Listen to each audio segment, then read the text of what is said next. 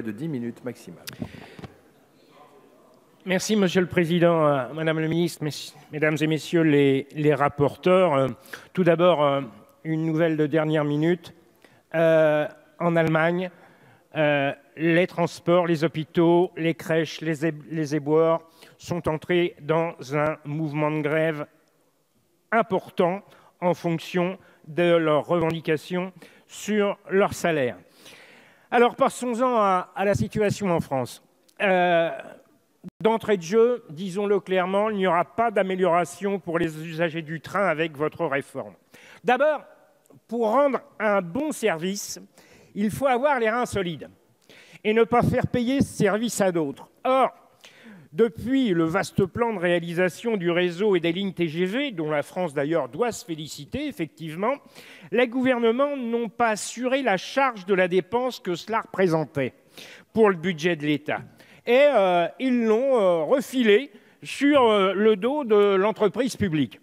C'est 47 milliards aujourd'hui qui pèsent sur la SNCF, auquel, effectivement, il faut rajouter le 1,7 milliard par an de remboursement d'emprunts aux banques, qui pèse également sur les cheminots, car des économies n'ont cessé d'être faites sur leurs emplois, avec la suppression de 20 000 postes depuis 10 ans, qui pèse également sur les usagers, car ils paient au prix fort le billet de train au travers d'un maquis tarifaire opaque.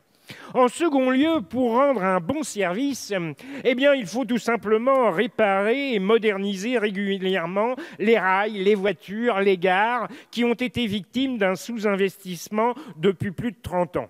Alors vous annoncez un effort financier de 36 milliards sur 10 ans.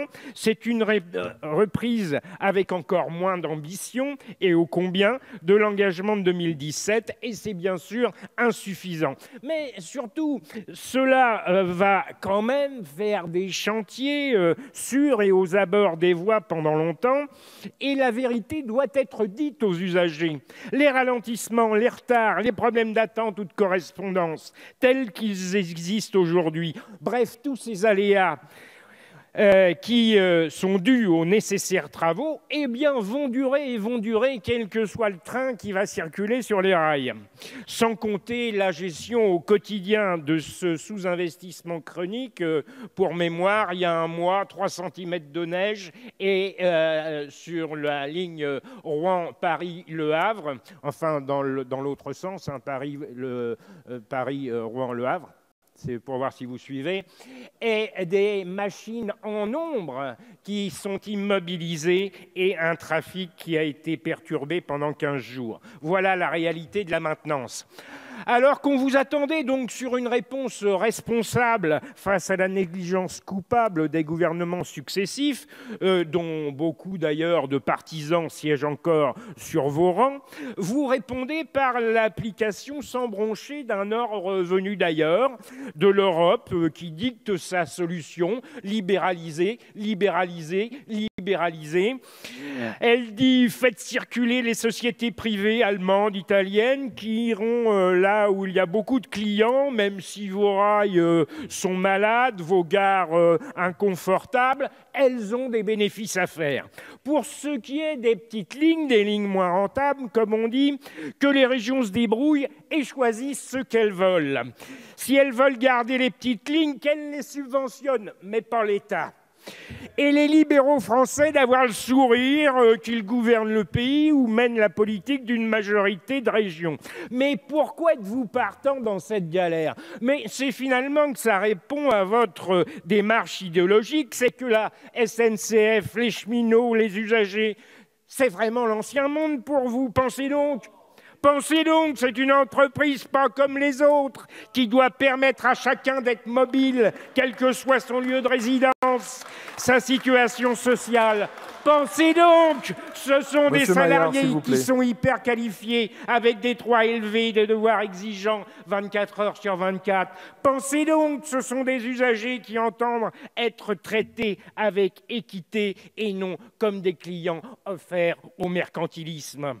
Bref, pensez donc, c'est encore un grand service public blessé, certes, mais toujours très performant, qui pourrait vraiment soigner davantage les maux de notre société, inégalité sociale et territoriale, atteinte majeure à l'environnement.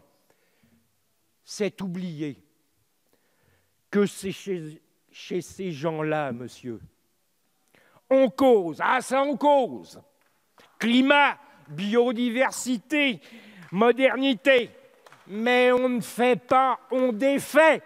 On défait le transport ferré national au profit du tout routier, champ du dumping social et des pires conséquences climatiques et sanitaires. Mais là, personne dans votre camp ne se fuse que la nation et les collectivités territoriales, et donc les contribuables, paient les routes et que l'effort soit encore plus important que pour le fer ou le fleuve. On défait le transport ferré national au profit de l'éclatement de ce transport par région et d'une augmentation des inégalités entre territoires riches et ceux qui sont moins riches. Même les élus, y compris sur ces bancs, y compris des députés de toute sensibilité, tirent la sonnette d'alarme sur ce déménagement du territoire programmé. On défait le transport ferré national au profit d'entreprises privées avec des salariés et des clients considérés comme dans le privé. La situation est déjà complexe avec les fameux établissements dédiés de la SNCF, ces PME par ligne, comme on les appelle, qui gâchent toute mutualisation et massification. Vous autorisez-vous une utilisation à la découpe de nos moyens ferroviaires?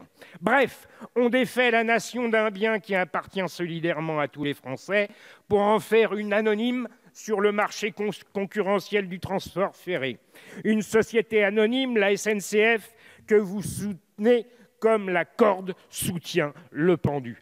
Après, me direz-vous, il n'y a pas d'autre solution. C'est faux et vous le savez. Assainir la dette et rénover pleinement le réseau ferré, c'est largement possible si on veut bien y mettre un peu de volonté politique et un peu de patience.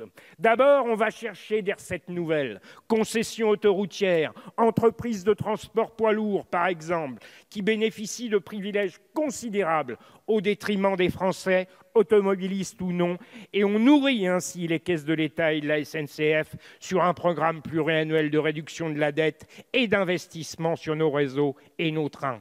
On améliore le fonctionnement en fléchant vraiment la taxe intérieure sur les produits pétroliers, même si, je le répète, les travaux, quand c'est si lourd et qu'ils vont durer si longtemps, ça continuera de provoquer des aléas pour les voyageurs. En même temps, on dit à l'Europe, comme vous le dites d'ailleurs pour l'Île-de-France, écoutez, en France, l'ouverture à la concurrence vers des sociétés privées de transport ferré, c'est pas jouable. D'abord, notre pays a des caractéristiques, des répartitions de population. Paris est le désert français, la diagonale du vide, des Ardennes à l'Ariège, en passant par le Cantal, des géographies physiques de taille, d'histoire de son réseau étoilé vers Paris.